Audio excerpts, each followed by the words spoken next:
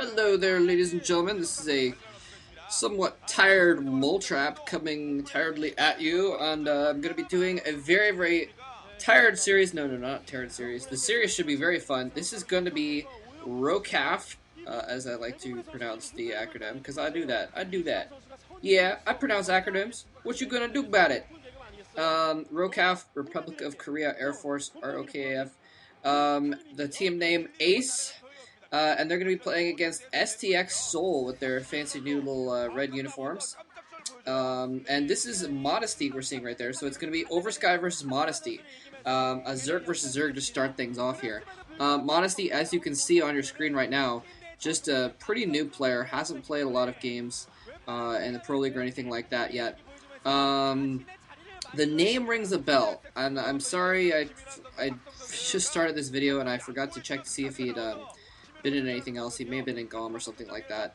But he hasn't made a name for himself much at all. But STX has a tendency to have their little no-names come up and be pretty decent. So we'll have to see what he can show here. Although he is gonna have some trouble, I think, because he's basically facing, in my opinion, one of the top few Zerg versus Zerg players in the league right now. Yes, Oversky, I believe, is one of the top Zerg versus Zergs. He's always very good at it.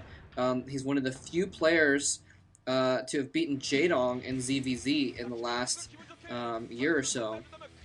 Not many, only like 3 or 4 players have been able to do that. And Oversky played 2 games against Jaedong, and the first one he like almost beat him, but eventually Jaedong, pulled out the win, and the second time he did beat him. So, I mean, there's been a couple people that have pulled off a random win against Jaedong, but no one's like been that close both times and actually won one of them. So anyway, Oversky, very good ZVZ. Not the best though. He's not Jaedong. He still loses to random Zerg players a little bit more often. So, Modesty could put up a fight very easily. We'll have to see. But anyways, I'm going to try and do this whole series, by the way, and it should be fun. And we'll see how it goes. There's some other good matchups coming up here. Ace, of course. Kind of the old timers. The old timers team nowadays. They just got all these, old. It's kind of like the Legends team, or almost like the fantasy team. He's like, it's all the. Oh crap! I missed the colors. Dang it! I'll have to see if I can figure it out as I go.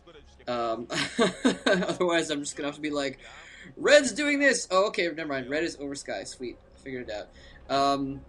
And that means that the brown Zerg player is going to be Modesty in the top left. This is one of the new maps, and it's the one with the kind of dual assimilators that you can go through that block off your expansion.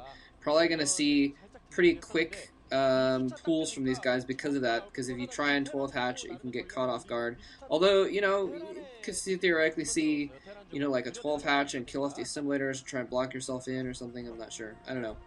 I mean, there's a variety of different things that could go on here, but the fact that, I mean, just like on Troy, you can get trapped in your base. The assimilators are basically a big strategic point for the ground, and so it would make sense to go for a pool early to try and capture control of those, basically, to either lock your opponent in or to lock yourself in, to go quick mutas and hope they spent too much on Zerglings or something like that. It might be a fun strategy, actually. Go for like a quick pool and then like go for an attack and then force them to maybe overreact and build a lot of Zerglings, and then switch over and try and go for quick air instead. I don't know. Anyway, we'll have to see. We'll have to see what goes on. Looks like Oversky getting his pull down a little bit later than Modesty, which traditionally would mean that Oversky is going to have a little bit of advantage. You want to pull last. You want to pool later in general. Not too much later, but later. You want to pool later because then your pool comes in later, but the time that you weren't making that spawning pool is time that you were not. Oh, never mind. Is there's like drawing. That might be a Huashin picture. He's going to be playing later on, so maybe they're trying to draw a Huashin picture to flash that during his game. Anyway, what was I saying? Oh yeah, so basically if you have your pool later, the time you weren't spending getting a pool, you were getting economy, and then your pool comes in later, but it doesn't matter because there's a delay in the amount of time it takes your opponent's units to get to your base, so it all works out. Anyway, both players layering very quickly as well. No sign of any expansions yet, so it looks like we're just going to see one hatch on one hatch mutas. They are getting a lot of minerals in there. We might see some expansions going down pretty soon here. And usually, after the Spire goes down, then there's a lot of Zerglings end up being made. It looks like Modesty is trying to block himself into his base here. He's got just a few Zerglings out, and he's going to try and kill that assimilator. Probably going to see him actually, if he's smart, he'll probably move those Zerglings out of those assimilators to kill off the second one. But he's remaining inside so that he can block that gap if necessary. And yeah, that's what he's going to do. He's going to go move out and then attack the assimilators from the outside. So that way those Zerglings will still be outside of his base so he can still go and try and attack with them.